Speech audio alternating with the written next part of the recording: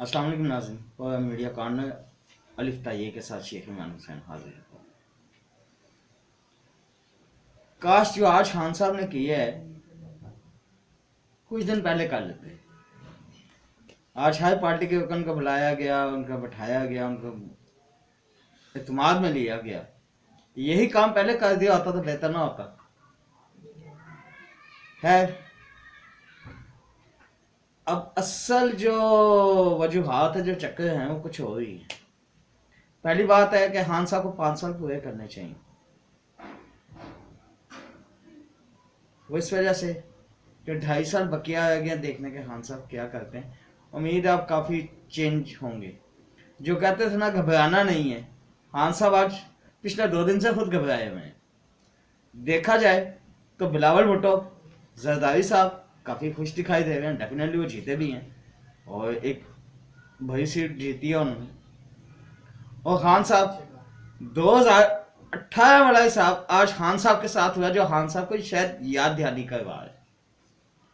जब सादिक संजानी साहब के साथ कहा गया था कि जमीर पर वोट दिया गया, तो आया आज भी जमीर पर दिया गया कि नहीं?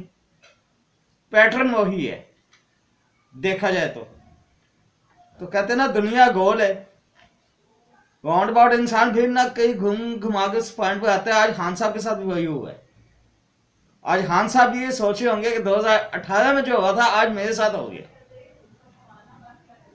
तो खान साहब हमारे वजीर आजम, पाकिस्तान के वजीर आजम, मेरे वजीर आजम साहब, अब सोचें। जो कहते थे ना घबराना नहीं है, घबराना किस तरह अवाम भी घबराती है।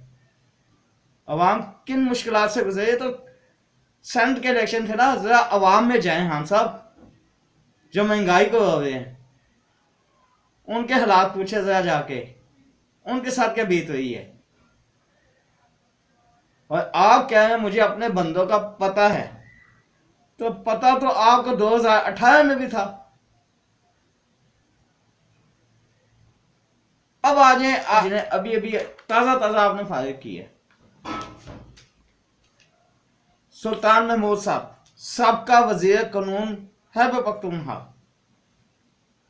मगर वो उस दिन वज़ीर आला पेशावर से भी मुलाकात कर रहे हैं, उन्हें बुलाया भी गया वोट हासिल करने। ये है तब्दीली। एनआरओ आपने अपनी टीम को दिया, आप कह रहे हैं कि एनआरओ में इनको नहीं दूंगा। बात यह है कि आटा का मसला, चीनी का मसला, मेडिसिन का मसला, वो लोग काम है। उनको आज तक सजा हुई तो एनआरओ किसने दिया?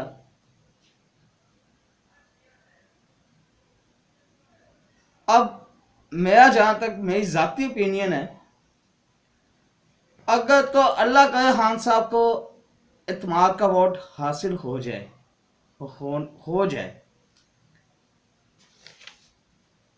हो जाए, फिर उन बंदों को निकाला जाए जिन्होंने ये काम किया, उनको फिर पता लगेगा इंसाफ हुआ कि नहीं हुआ, तब्दीली आई कि नहीं आई।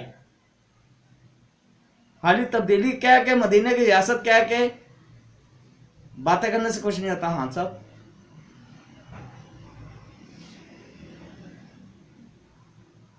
अगर मसला यह है कि आज खान साहब को पता चला कि क्या हुआ, चौधरी परवेज राय साहब का भी फोन गया, चौधरी शुजात साहब का भी हाल पूछा गया। इस वक्त मेरे साथ GTV bureau chief Lahore Islam भट्टी साहब मौजूद है। इस्लान भट्टी साहब, अस्सलाम वालेकुम। पहले सबसे पहले तो मैं आपसे पूछना चाहूंगा, क्या हुकूमत 5 साल पूरे कर पाएगी?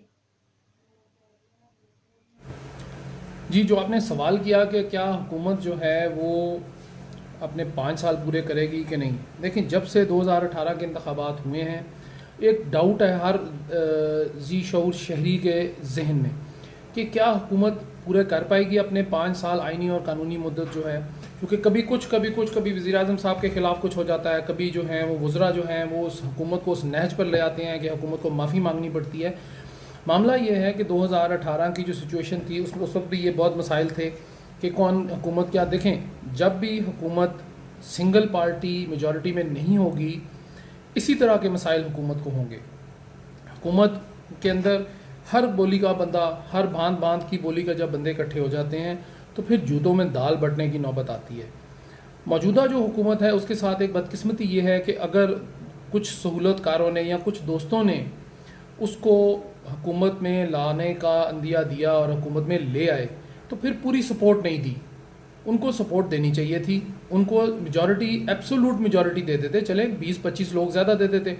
अब 170-72 इनको बंदे चाहिए होते हैं इत्तेमाद का वोट लेने के लिए वज़ीर आज़म को, लेकिन उसके बरक्स 164-65 लोग जो हैं वो अपोजिशन की जानिब हैं। अब अगर वो कहते हैं जी कि मैं इत्तेमाद का वोट लेना हूँ, मैं पहला वज़ीर आज़म हूँ कि मैं खुद से ये काम कर रहा हूँ, तो ये कोई बड़ी बात नहीं है। आइनी काम है, कानूनी काम है, ये होता रहता है, जमहूरियत का हुस्न है ये। रही बात कि जी क्या वो इत्तेमाद का वोट हासिल कर पाएंगे या नहीं, लेकिन बात यह है जी कि इसमें चूँकि वज़ीर आज़म साहब ने खुद अनाउंस किया तो हुक्मरान जमात की ड्यूटी है कि वो अपने बंदे पूरे करे। उसमें 172 लोग पूरे करना इनकी जिम्मेदारी है और वो उम्मीद है कि कर लेंगे, चूँकि 181 इनके हैं, उसमें से कुछ लोग स्लिप हो गए माजी। ये बताएं कि अदम एतमाद का वोट खान साहब को मिल जाएगा, और इसमें नून लीग का क्या नैरेटिव होगा, उसके बारे में आपका तज़िया, आपका ख्याल क्या है? जी, हो सकता है कि उस वक्त उसका हुकूमत का जो आइन और कानून के मुताबिक जो है वो सेनेट इंतखाबात में हुकूमत का हाथ ना पड़ा हो, या उनके जो दोस्त हैं सहूलतकार उनका हाथ ना पड़ा हो, लेकिन अब बहरहाल उनका जो है वो हाथ पड़ेगा। और उनका यही है, उसका कहना, उसका मतलब यही है कि अब 172 वोटों के ऊपर एतमाद का वोट हासिल कर लिया जाएगा। रही बात नून लीग की, नून लीग के पास अब खोने को कुछ नहीं है, मैक्सिमम उन्होंने खो लिया, मैक्सिमम उनके साथ हो गया। अब वो ऑफेंसिव पे आ रहे हैं आहिस्ता आहिस्ता, और पीडीएम भी ऑफेंसिव पे आ रही, चूँकि ज़ाहिर है यूसुफ रज़ा गिलानी की कामयाबी बहुत बड़ी कामयाबी है, तो उनकी कोशिश और ख्वाहिश यही है कि हुकूमत को किसी भी तरह जो है उसको गिराया जाए और वस्त मुद्दती या पूरे इंतखाबात जो हैं किसी भी तरह जनरल इलेक्शंस की जानिब जाया जाए। अभी 18 मार्च को एक और मार्का होने जा रहा है डस्का में, उस पर देखते हैं कि क्या नतीजा निकलेगा। और मैं एक बात बड़ी वाज़ह बता दूं कि जो सेनेट के इंतखाब में यूसुफ रज़ा गिलानी साहब और अब्दुल हफीज़ शेख साहब के हुआ है इलेक्शन, उसमें पीटीआई नहीं हारी, पीटीआई के ख़िलाफ़ वोट नहीं पड़ा, वोट पड़ा है अब्दुल हफीज़ शेख साहब। अब उसको आप बुग़्ज़ माविया कह लें या हुब्बे अली कह लें, ये आपका काम है, मैं आपको यही बताना चाह रहा था। भट्टी साहब, आपका कीमती वक्त देने के लिए और अपनी राय से आगाह करने के लिए आपका शुक्रिया।